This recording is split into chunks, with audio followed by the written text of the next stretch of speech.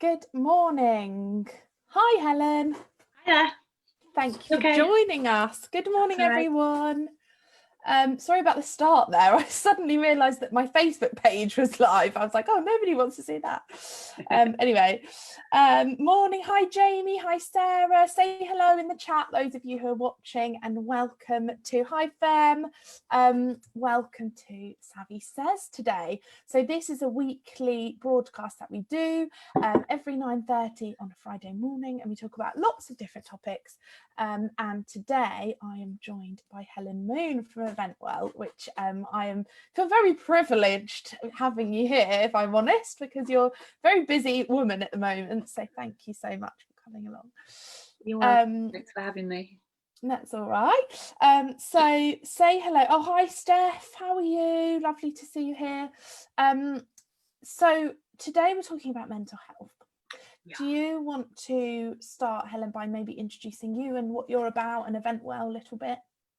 Absolutely. So Helen Moon, I'm CEO and founder of EventWell. EventWell is the industry's charitable organisation and social enterprise. We're dedicated to campaigning and educating for better mental health and wellbeing in the events industry. But what's also been added to that repertoire is the essential support services that we provide for the events industry as well, in terms of supporting mental health and wellbeing. So a few of you might have heard of EventWell Pledge, which is launched this year. So we're providing essential point of need financial support to event professionals this year as well. Something that we didn't anticipate last year that we'd be doing from a mental health and wellbeing perspective, but obviously it's an essential part of what the industry needs. So outreach support, much more from a stronger charitable perspective is one of the things that we do now as well. I'm 23 years in events, hospitality as well, because 17 years of that were in hotels and venues. For your sins. Yes, I know, exactly. Doing operations and event coordination for the first 7 years, and then for 10 years I did proactive sales, so travelling here, there and everywhere. You know what it I know what it's like. Yes, I think we all know what it's like. Yeah. Constantly out on the road, seeing people selling venues and stuff. So quite a few years in the events industry. Never experienced anything like we're going through this year, you know. But EventWell was born really on my desire to make a difference in terms of the well-being of all of us that work in our industry. I have bipolar disorder.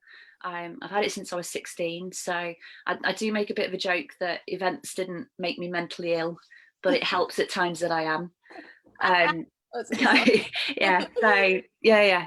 But my bipolar was only diagnosed in 2009, actually, when I suffered a massive burnout, which is probably only one of a few burnouts that I've probably had over, if I'm completely honest, I've had more than one burnout over the years. So EventWell's come out of my desire to kind of educate us all on the importance of, because of the nature of the work that we do, we just have to ensure that well-being is pivotal. It is part of our DNA in terms of how we take care of ourselves, particularly as hospitality-minded ones of us. So the hotel venue people, we're service people. It's in our DNA to look after people and take care of people and make sure they're okay. You know, I was talking about this yesterday. It's what we do. It's our profession. Where we fall down massively sometimes is actually taking the time to look after ourselves as well. So and the heart of EventWell really is about that. Yeah, we were talking about this literally just before we went live, about how often one doesn't even recognize the symptoms of being poorly in yourself, and I think that kind of education that you guys are doing is so vital, because like we were saying, you can sort of think, oh god, it's a bit of a tough time at the moment, whereas actually you could be experiencing something more difficult.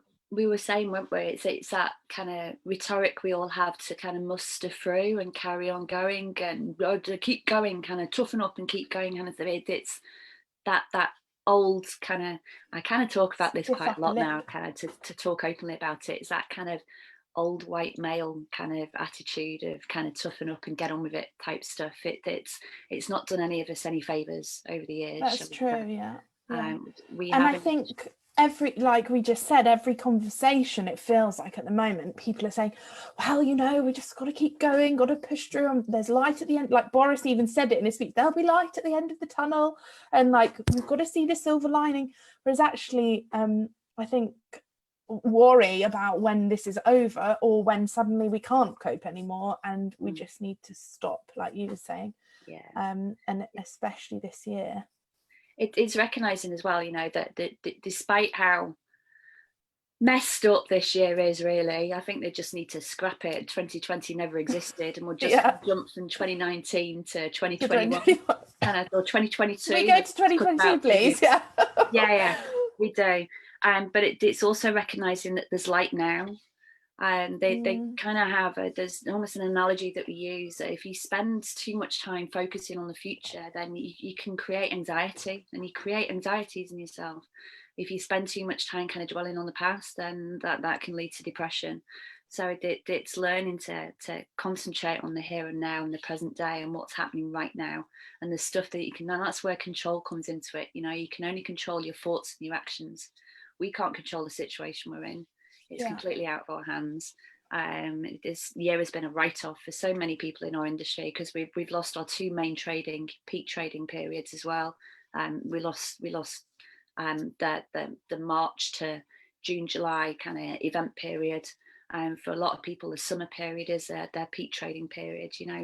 We've all lost our peak trading period this year. We will have lost a year soon. Christmas, losing Christmas for some companies in our industry is going to be devastating. Because that's what they do. So we just got to. Well, let's talk about how we can help people.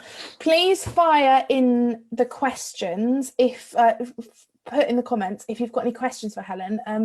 I've worked with Helen a few times, and you're refreshingly open about such a difficult topic. So if people are struggling, or if you've got family members who are struggling, or if you have want any kind of advice, please be open and honest, because you don't know who you could be helping, who might be a bit nervous to put it in there. And we've got some questions anyway that me and the team came up with, which we'll kind of chat about and go through. So one of the things that we'd be talking about is kind of picking up on people's mental health around you. Like we talked about how we're all inherently in this industry want to help people. Do you have any advice on sort of early signs of picking up from friends, if they might be feeling poorly, even if you've just been like messaging them or chatting them on Zoom or something, and even early signs that you might recognise in yourself, perhaps? The main thing to spot for is behavioural changes. That's a main indicator that someone is either is struggling, really. So if the behaviour changes somewhat, so it's one of the things for me managing my bipolar. It's one of the things that we watch on my husband and watches out for as well. Does he sometimes notice it before you do? Really, that's interesting. But it's somebody all of a sudden seems unwontedly quiet, and you're not hearing from them as much as possible. Drop them a note and check in and just say, hey, you okay? Haven't heard from you. If somebody's suddenly overly contacting you that doesn't. So normally if you have a quieter friend who's contacting you a lot, that could be a sign that's interesting. I never thought of it that way around. So they're not actually telling you they're struggling when they're contacting you. Just again pop that question in there. Say, you all right, by the way? You okay? Remember, it's not your job if you know somebody, you're worried about someone that's struggling, it's not your job to fix it. But it is your job to kind of check in on them, make sure they're okay. And if you are worried about somebody, try and encourage them to seek professional help and go and speak to their GP if you're particularly worried. It's very difficult to spot. I'm not going to make it and say that it's easy. You should be able to spot. It's not. It's very difficult to spot when someone's struggling, because it depends on that person as well. It depends. I'm an open person. I'm very open. My heart's on my sleeve. I always have been. I come from a family of open people. means that at times we can argue quite a lot with each other, but we always know where we stand with each other, and we all know that we're loved by each other. But I know people who are the complete opposite to that, and it's very difficult to even get any kind of sign of emotion out of them. Yeah. So different people are different, so just keep an eye on that behavior. And it's difficult. It's difficult at the moment because we're not able to see each other as much as we would be able to, but the most important thing is just checking in on each other more than you would do. Over communicate with your friends and the people you love and care about. And now is quite a good time to do it. Like, obviously we were on day 1 of lockdown yesterday, and I wasn't as good a friend as I should have been, but I had several friends who messaged me like, how are you doing, day 1 of lockdown, how are you feeling about it? And I was so taken aback, and I personally have been struggling over the last week, and that was such a like, oh my gosh, like they're there for me, they're thinking of me. It made a massive difference. So I need to remember to cut yourself some slack as well, because you just said you were struggling and you were sad, I wasn't being a good friend because I'm not. No, it doesn't mean that you're not being a good friend or anything. It's accepting that maybe you're struggling, and you're the person that somebody wants to check in on. And actually, what's happened is your friends probably have noticed that you've been a bit quiet that week. Yeah, maybe. Oh God, this is just going to turn into a therapy session. No, it's not at all. It is just recognizing those little. This is the stuff that's really important at the moment. We're in lockdown 2.0, I'm calling it, until on the 2nd of December they update it, and then it's 2.1.2. 2.1. Like an iOS update. It's very easy because we're in the second lockdown for complacency to set in. So you kind of think, well, we've been through this before. We know what we're getting. I'm hearing a lot of that at the moment. We've been through this before. We know. Doesn't mean that this is going to be any easier. And for a lot of people, actually, do you know what? It's going to be a lot harder. Yeah, I feel like it's harder second time round. I've spoken to people who have different opinions, but I feel like the first time round, personally, I sort of took the bull by the horns. My husband was at home, so I had more childcare than I've had in 2 years. So I was like, I'm going to work. This is a huge opportunity for me, and it was. But second time around, my husband's at work now, and I'm like, and it's a bit crazy. But I think it's worth kind of checking in on yourself as well, being like, right, how am I going to handle this? And there have been some opportunities and some silver linings that have come out of kind of planning out the next month, I guess. Yeah, exactly. That kind of brings it back to what I was saying about there's light in the tunnel now. You've just got to take a rest and take a break, and to give yourself an opportunity to look for it. It's all about kind of trying to find the positives in a bad situation, because it is a bad situation. There's no point downplaying it for a lot of us, but you've got to try and find some positives. And positives isn't about having a smiley face and putting a mask on and pretending to be anything that you're not. That's not what being positive is about. Being positive is the ability to find some good out of a situation that you can kind of build on, and finding those little bits and pieces that you can be grateful for, anything that can give you any kind of boost.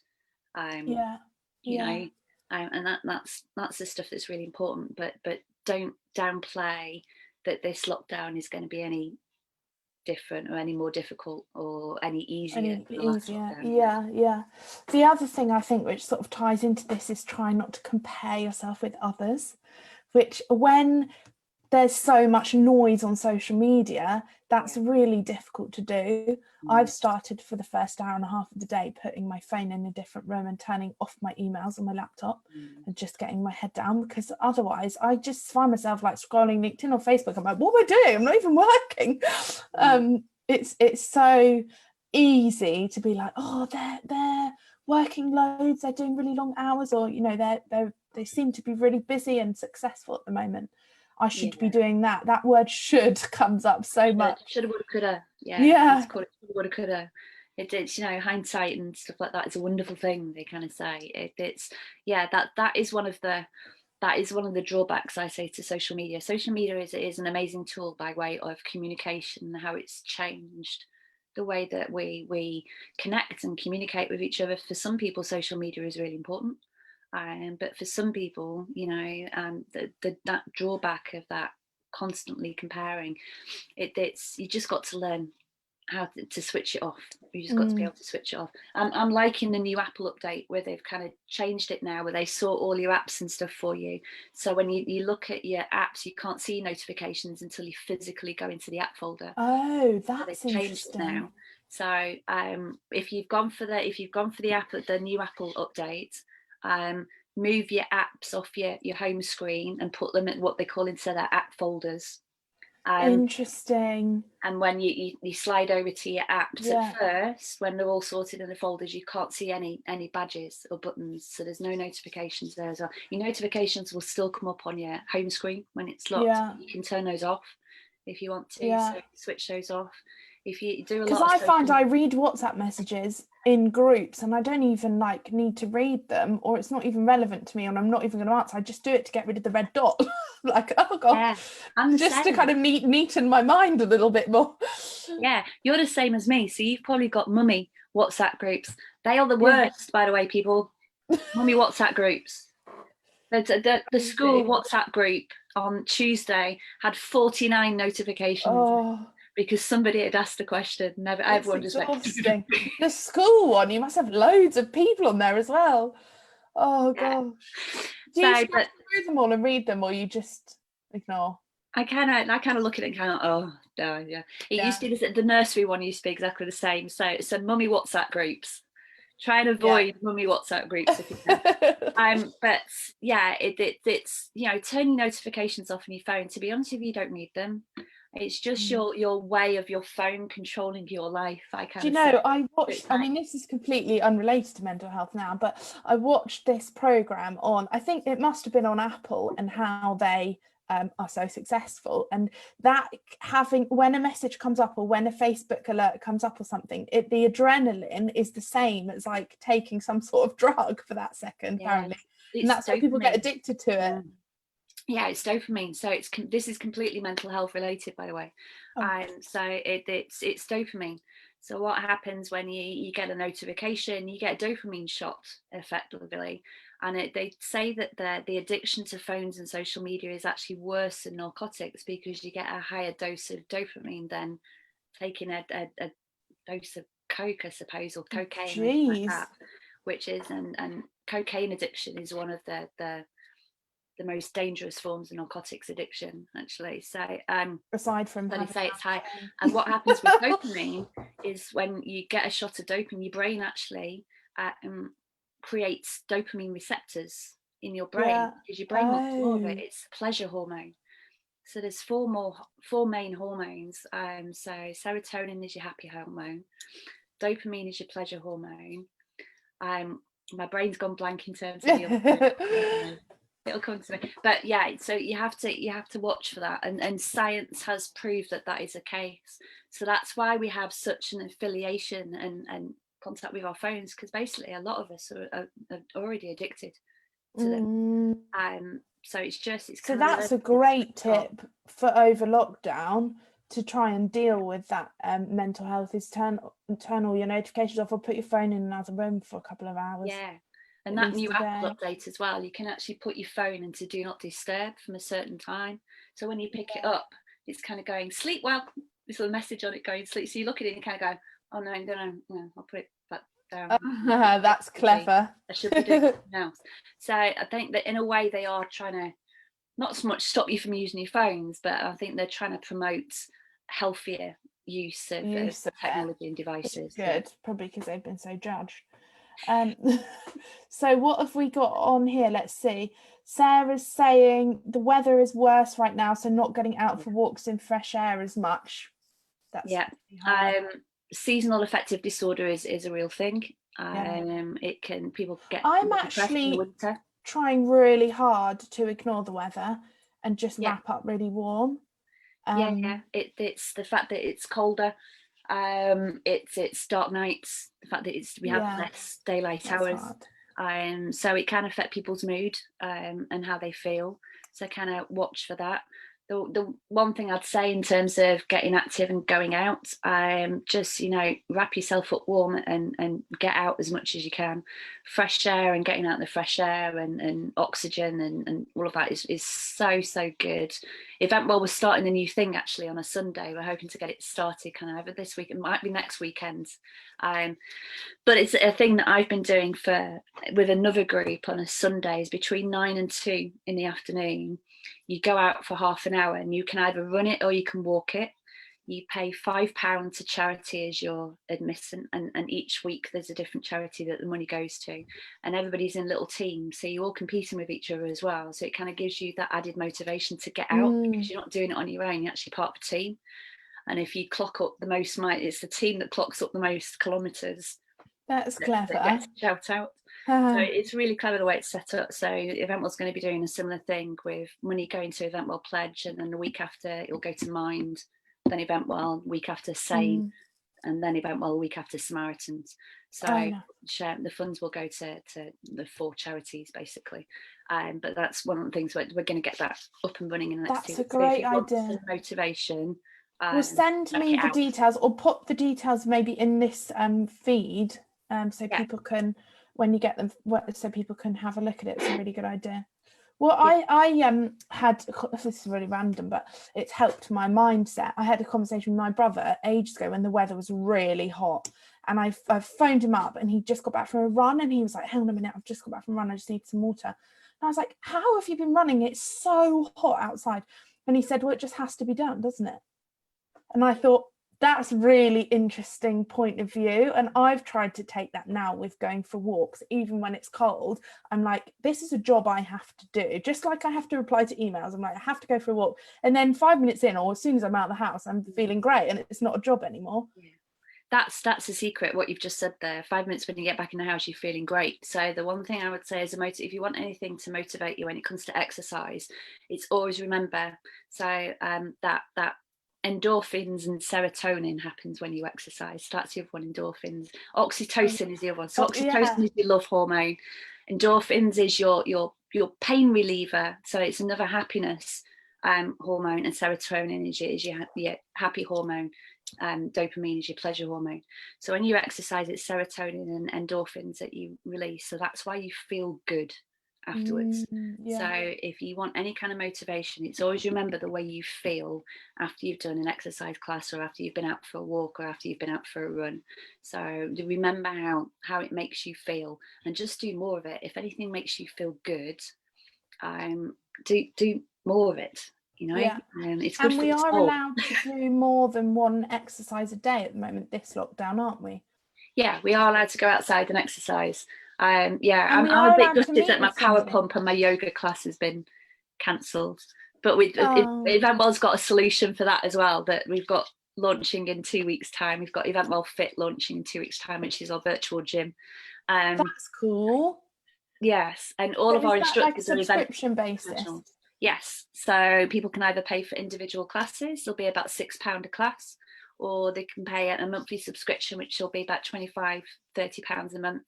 And all of our instructors are event professionals. So we've got people like Gabby Austin Brown, we've got Kelly Frew, we've got Nicole Leader, Patrick Moore Jones, who he's not an event professional, but he does a lot of fitness with the events industry. Oh, interesting. And has always been associated. So, but it's our mind and body gym as well. So we've actually got Adam Baggs from Soaring Worldwide PR company. He's just qualified as a hypnotherapist. So we're going to have some hypnotherapy classes in there as well. And hypnotherapy is not Darren Brown, people on stage pretending to be chickens type stuff. It's proper hypnotherapy that's used as a stress reliever. Wow, interesting. It's completely different to what you might expect. So we've got all of that stuff. Different things. People have been saying some different exercises. Caroline has been raking some leaves. That's been my switch off activity the past week. Love it. Gardening is there's been times when I've done a proper clean up of my garden, and it's like I've done a HIIT class. Yeah, like a workout it is. Legs and arms, and it is a proper workout. Same with hoovering. Yeah, anything that raises your heart rate slightly is considered exercise. So you know, anything, and all you need is 30 minutes a day is all you need of just increase your heart rate, moderate exercise. 15 minutes intense, they kind of say, or 30 minutes moderate. And Sarah's suggesting to put it on the to-do list. That's a really good idea. On your work to-do list, yeah. Or if you're this is, I've always said this, if you're someone who needs that added motivation to get yourself out, then have it the first thing you do in a day. So it's like that elephant in the room kind of say in terms of time management and productivity kind of stuff, is if there's a job that you don't enjoy, do it the first thing that you do in a day, and then the boost that you get because I've done it. It's out the way. Good all day. And you feel good all day. So true. It's a great motivation tool to just get it done in the morning if you don't enjoy it that much. And Fem's talking about, I've recently read a not to do list, and on there you should have 3 to 5 things you shouldn't do because they stop you from being productive or achieving the things you want to. One of mine is not to use my phone until the kids are at school and gives them my undivided attention before school, and then we're on time. That's a really good idea. My little girl takes the phone out of my hand. Really, does she? Just takes it off me and puts it away. My little boy's like, no, I want mummy's phone. And wants to play his games on it. I'm like, oh God, we're both full of screen time. Difficult. So I can't believe this half an hour has gone so quickly. I know. So tell us what the different offerings EventWell offer and how people can get in touch with you. Okay, yeah. So starting off in terms of what we do, we're social enterprise, so we do have some commercial aspects of the business. So they would be our Friends of EventWell membership. So we have a professional membership and we have a business membership. And we have a members only events program. So we're going to be doing those monthly. We've got a forum. We have a e-learning platform that our members have access to. And we put out little snippets and bite-sized kind of mental health and wellbeing videos and fact sheets and PDFs and stuff. So we push out a lot of learning and education via Friends of EventWell. So check that out. We've got the EventWell manifesto. So if you're an event business, sign the manifesto. We developed it with Time to Change, who unfortunately are no more as of March next year. Very sad news. But the legacy of Time to Change is we did a lot of work with them over the last 12 months, 12 months to 18 months. So a lot of our offerings have actually been developed with them. We have the EventWell Champions program, which is carrying on the legacy of the employer pledge. It's our way of carrying that on. So check out the Champions program. It's our aim to have an EventWell champion, mental health champion in every event business by 2030, in line with Agenda 2030, which is part of the UN Sustainable Development Goals. So do check out the Champions program. Even if you're a freelancer and you work on your own and you'd like to train yourself up as an EventWell champion, then check it out and have a look at that. And also as well, from the outreach support kind of elements of what we do, check out EventWell Pledge.